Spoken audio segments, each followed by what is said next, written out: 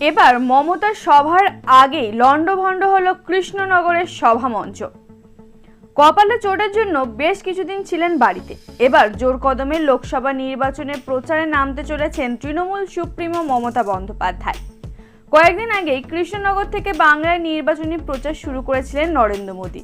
এবার সেই কৃষ্ণনগর থেকেই প্রচার শুরু মমতার। রবিবারে নদিয়ার ধুবুলিয়া থানার সুকান্ত স্পোর্টিং ক্লাবের মাঠে মমতার সভা, কিন্তু তার আগেই বিপত্তি। হাওড়া অফিসের পূর্বাভাস বলেছিল রবিবার রাত থেকেই দক্ষিণবঙ্গের নানা প্রান্তে হতে পারে ঝড় বৃষ্টি, সঙ্গে বইতে পারে ঝোড়ো হাওয়া। এদিকে রাতেই কালবৈশাখী ঝড়ে তছনছ হয়ে গেল মুখ্যমন্ত্রীর সভামঞ্চ।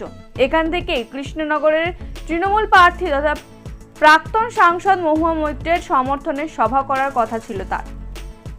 রাতের ঝড়ে ব্যাপক ক্ষতিগ্রস্ত হয়েছে সুকান্ত স্পোর্টিং ক্লাবের মাঠের সভামঞ্চ। ভোরবেলা থেকে জোর কদমে চলেছে মেরামতির কাজ।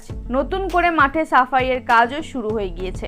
বহু জায়গাতেই প্যান্ডেলে কাপড় ছিঁড়ে গিয়েছে, সেগুলিও মেরামতি হচ্ছে। মুখ্যমন্ত্রী আসার আগেই পুরো কাজ শেষ হয়ে যাবে বলে মনে করছে দায়িত্বপ্রাপ্ত কর্মীরা।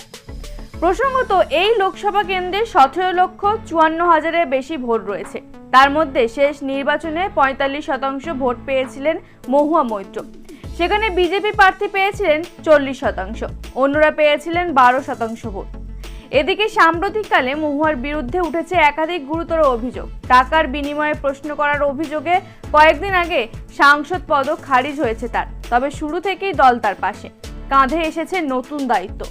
এদিকে কৃষ্ণনগর জিততে এবারে একেবারে যুদ্ধের মেলে ঝাঁপিয়ে পড়েছে পদ্মশিবির। প্রার্থী করা হয়েছে কৃষ্ণনগরের রানীমা অমৃতা রায়কে।